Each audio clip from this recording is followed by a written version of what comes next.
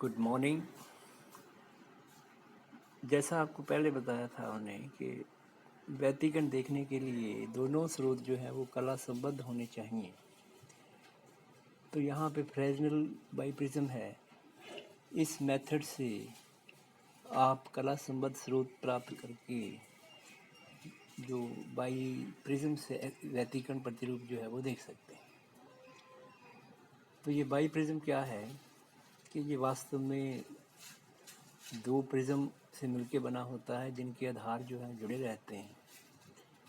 ये अपवर्तन से दो कला संबद्ध स्रोत प्राप्त करने की एक विधि है। इसके जो अपवर्तन कोण है वो बहुत छोटे होते हैं, लगभग आधा डिग्री या 1 डिग्री। यदि आप इसको देखें वास्तव में तो ये लगभग ग्लास की प्लेट जैसा ही नज़र आता है, जैसा कि यहाँ पे ये दिखाया गया है।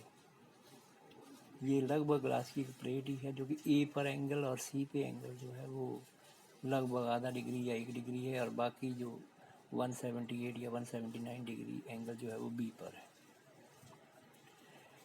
तो इस पर जब आप सोडियम लैंप जो कि एक वर्णीय प्रकाश है उससे इस पर लाइट डालते हैं, तो इस पर लाइट डालने के बाद इसके दो वेवफ्रंट के हिस्से हो जाते हैं, एक जो कि ए बी पे गिरता है, दूसरा जो कि बी सी पे गिरता है।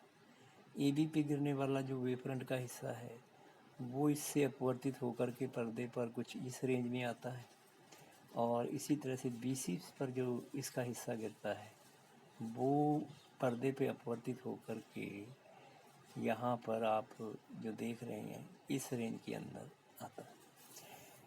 अब इन दोनों के बीच ये जो कॉमन क्षेत्र है इसको अतिव्यापन क्षेत्र कहते हैं। इसके अंदर व्यतिकरण प्रतिरूप जो है वो दिखाई देता है। बाई प्रिज्म से स्लिट एस की दूरी जो है वो कहलाती है ए, और बाई प्रिज्म से जो नेत्रिका है जहाँ पर्दा है उसकी दूरी को कहते हैं आप बी। यदि आप इसी वेवफ्रंट के दोनों हिस्सों को जो कि ए बी और बी सी से आते हैं उनको देखें, तो यदि आप ए बी वाले हिस्से को एक्स्ट्रापोलेट करके बैक साइड में बढ़ाएं तो ऐसा लगता है कि S1 से ये जो लाइट है वो आ रही है। इसी तरह से जो दूसरा हिस्सा बी सी से अपवर्तित होकर जाता है उसको भी बैक साइड में यदि एक्स्ट्रापोलेट करें तो आपको ये जो दूसरा स्रोत है S2, ये S1 है, ये S2, तो यहाँ से जो लाइट है वो आती हुई दिखती है। S1 और S2 के बीच जो टोटल डिस्टेंस है इसी को स्मॉल डी कहते हैं। तो ये जो स्रोत हैं बेसिकली ये आभासी स्रोत हैं। तो आभासी स्रोत इस सेंस में कि लगता तो है S1 और S2 से लाइट आ रही है, लेकिन वास्तव में जो लाइट है वो S से ही आ रही है, और उसी का अपवर्तन होकर के आप वर्तन प्रतिरूप जो है वो देख रहे हैं। अब देखिए कि नेत्रिका जो है या आई पीस है जो पर्दे पर, वहाँ पर आप जो देखते हैं वो कुछ इस तरह का पैटर्न देखते हैं कि फ्रिंजें जो है वो आपको दिखाई देती हैं, चमकीली काली अल्टरनेट। नेत्रिका के अंदर एक आई पीस भी के साथ साथ वहाँ पे एक स्केल भी लगा रहता है, क्रॉस वायर भी होती है और स्क्रू भी है एक। तो आप उस स्क्रू से उसको घुमाइए ताकि क्रॉस वायर आपकी अलग अलग जगह पे जा सकती है। तो आप दो लगातार चमकीली या दो लगातार काली फ्रिंजों के बीच की जो दूरी है जिसको फ्रिंज चौड़ाई कहते हैं, ये प्रैक्टिकली जो है वो आप ज्ञात कर सकते हैं। अब देखिए कि एक वर्णीय प्रकाश जो है कि उसकी तरंग लंबाई प्राप्त करने का क्या प्रैक्टिकली तरीका रहेगा। कि मान लीजिए ये एक ऑप्टिकल बेंच है और इस ऑप्टिकल बेंच पर आपने रख रखे हैं स्लिट, बाईप्रिज्म और नेत्रिका वगैरह। इसके इस साइड में है सोडियम लैंप जो कि मोनोक्रोमेटिक सोर्स है लाइट का, ये सोडियम लैंप है। उसके सामने है एक स्लिट जो कि आयताकार है, इसमें से लाइट जो है वो आगे बाई प्रिज्म पे गिरती है। बाई प्रिज्म से आगे ये लेंस जो है वो पहले नहीं रखना है, सिर्फ आई पीस ही होता है। तो सबसे पहले तो आपने जैसा मैंने बताया कि इस आई पीस के अंदर फ्रिंजें देख करके आप बीटा की वैल्यू निकालिए। कैपिटल डी की वैल्यू जो होती है वो आपकी स्लिट से लेकर के आई पीस तक की टोटल डिस्टेंस होती है। तो वो भी आप ज्ञात कर सकते हैं, क्योंकि ऑप्टिकल बेंच पर निशान लगे हुए होते हैं। इसके अलावा देखिए, स्मॉल डी ज्ञात करने के लिए यहाँ पे दो मेथड हैं।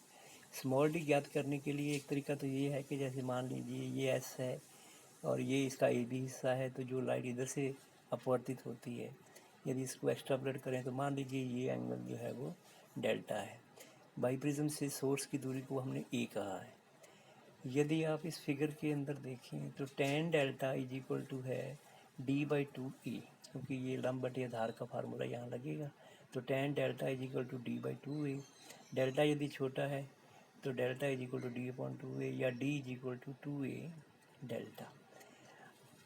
अब एक फार्मूला और भी हम जानते हैं प्रिज्म के लिए कि mu is equal to sine alpha plus delta upon two sine अल्फा/2।